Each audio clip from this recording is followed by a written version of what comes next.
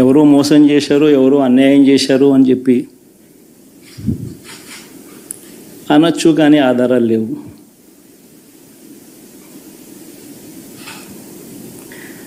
ఏం జరిగిందో దేవుడికి తెలుసు.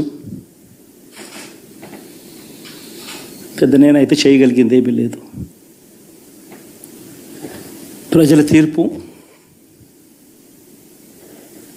తీసుకుంటాం, కానీ మంచి చేయడానికి మాత్రం ప్రజలకు తోడుగా ఖచ్చితంగా ఉంటాం. వాయిస్ ఆఫ్ ది వాయిస్లెస్ కింద ఈ పార్టీ తాను చేయాల్సిన పని తప్పకుండా చేస్తుంది. పేదవాడికి అండగా ఉండే కార్యక్రమంలో ఎప్పుడూ కూడా పేదవాడికి తోడుగా ఉంటూ గలం విప్పుతుంది, పేదవాడికి అండగా నిలుస్తుంది. పెద్ద పెద్ద వాళ్ళ కూటమి ఇది, ఢిల్లీలో సైతం శాసించే పరిస్థితుల్లో ఉన్న కూటమి ఇది. ఆ కూటమిలో ఉన్న బీజేపీకి, ఆ కూటమిలో ఉన్న చంద్రబాబు గారికి, ఆ కూటమిలో ఉన్న పవన్ కళ్యాణ్ గారికి అందరికీ కూడా వాళ్ళ గొప్ప విజయానికి అభినందనలు.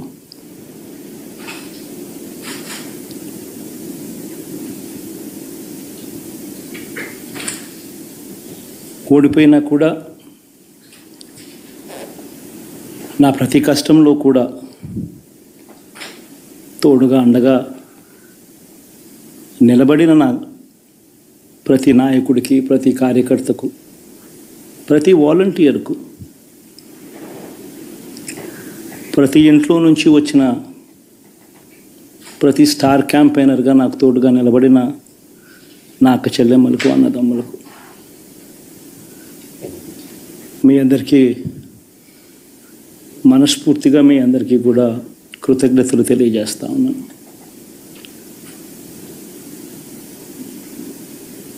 ఏం జరిగిందో తెలియదు, కానీ ఏమి చేసినా, ఎంత చేసినా ఇంకా 40% ఓటు బ్యాంకు మాత్రం తగ్గించలేకపోయారు. కార్యాలయం నుంచి, ఈ వేదిక నుంచి ఒకటే చెప్తా ఉన్నాను మీ అందరికీ, వైసీపీ వైఎస్ జగన్ గారు కానీ వారు మన వ్యక్తిగతంగా నాకు శత్రువులు కాదు. ప్రజాస్వామ్యానికి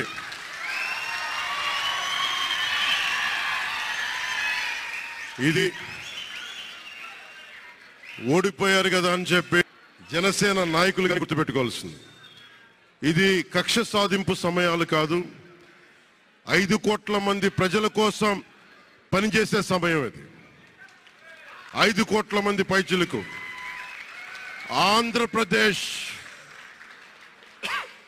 ఆంధ్రప్రదేశ్ విభజన జరిగినప్పటి నుంచి ఈ రోజు దాకా మనం అడుగుతూనే ఉన్నాం. ఆ రోజులు అయిపోయినాయి, ఆ చీకటి రోజులు అయిపోయినాయి. ప్రతి ఒక్కరం బాధ్యతతోటి భవిష్యత్తు తరాల కోసం బాధ్యతని భుజాల మీద వేసుకొని చాలా బాధ్యతాయుతంగా జవాబుదారీతనంతో కూడిన రాజకీయ ప్రభుత్వం, రాజకీయ మనకి ఆలోచన విధానం ఉంటుంది.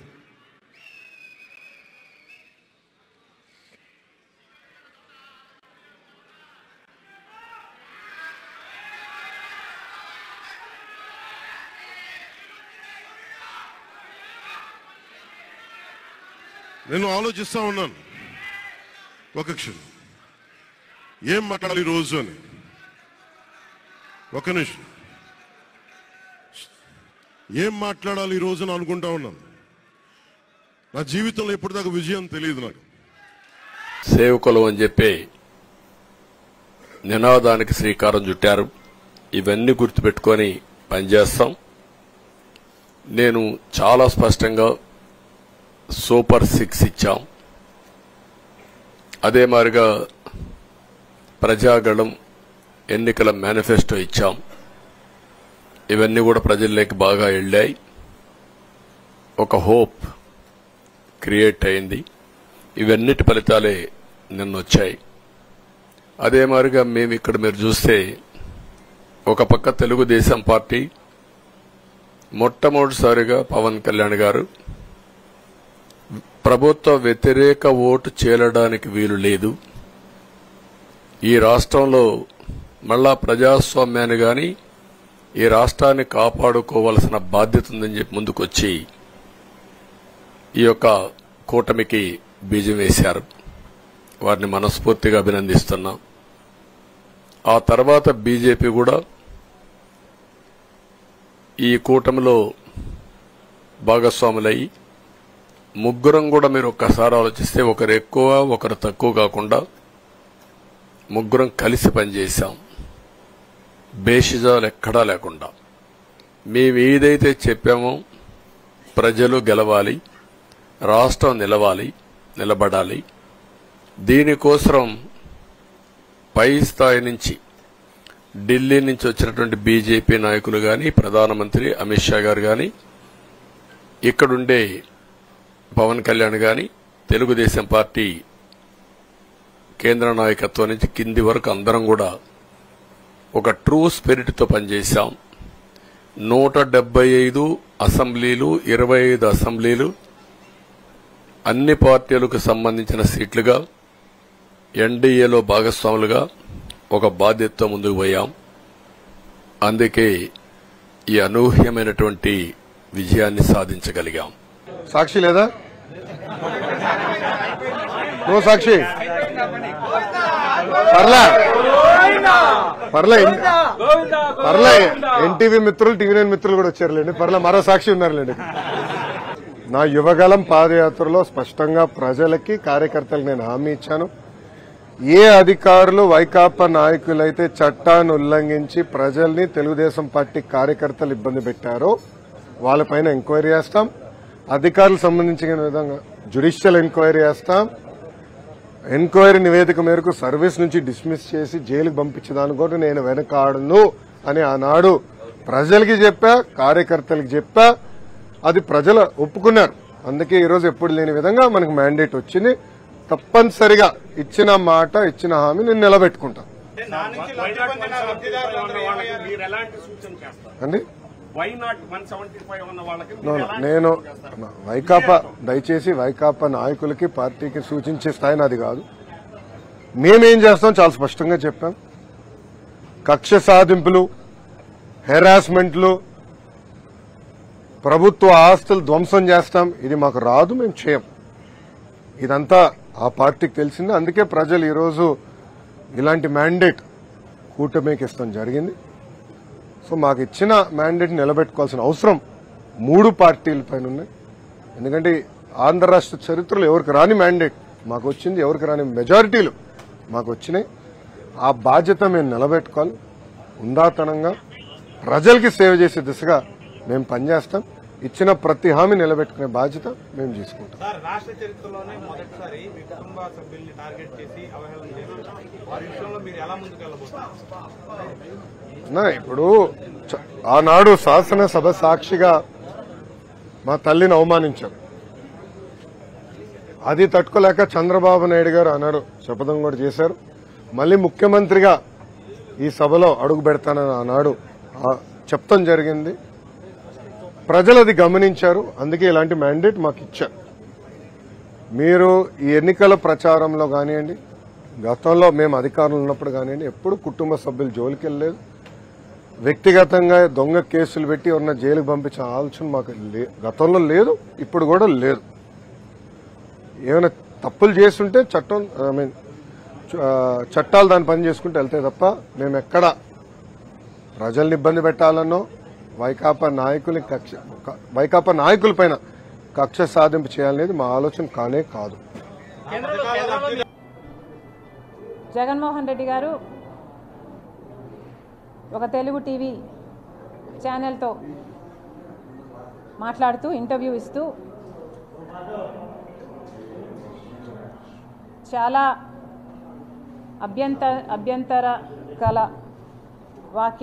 వ్యాఖ్యలు చేశారు. I take serious objection to his comments, is what I mean. నిన్న జగన్మోహన్ రెడ్డి గారు ఆ టీవీ ఛానల్తో మాట్లాడుతూ ఈరోజు రాజశేఖర రెడ్డి బిడ్డ ఆయన చెల్లెలు షర్మిలారెడ్డి గురించి చాలా ఒఫెన్సివ్ కమెంట్స్ చేశారు. వీటికి సమాధానం ఇవ్వాల్సిన బాధ్యత రాజశేఖర రెడ్డి బిడ్డగా నాకుంది. రాజశేఖర రెడ్డి గారిని అభిమానించే వాళ్ళెందరో కూడా నన్ను తప్పుగా అర్థం చేసుకోకూడదు. కాబట్టి నేను ఈ సమాధానం ఇవ్వాల్సిన అవసరం ఉంది. ఇదే కాకుండా జగన్మోహన్ రెడ్డి గారు ఎన్నికల సందర్భంగా కడపకు వస్తున్న నేపథ్యంలో ఆఖరణ కొన్ని సమాధానాలు కూడా అవసరం ఉంది. ఆ ప్రశ్నలు కూడా అడగడం జరుగుతుంది. ముఖ్యంగా టీవీ ఛానల్లో మాట్లాడిన అంశాలు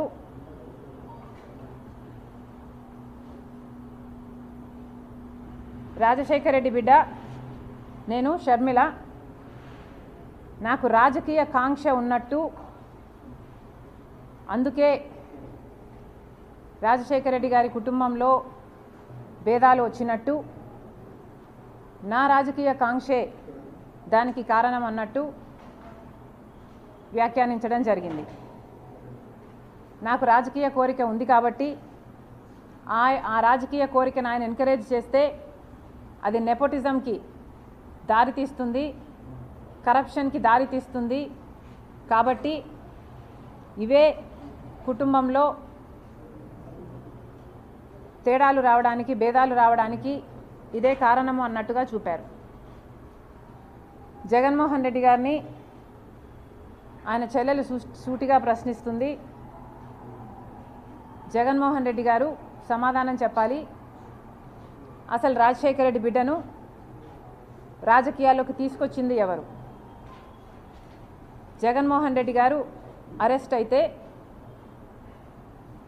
19 మంది ఎమ్మెల్యేలు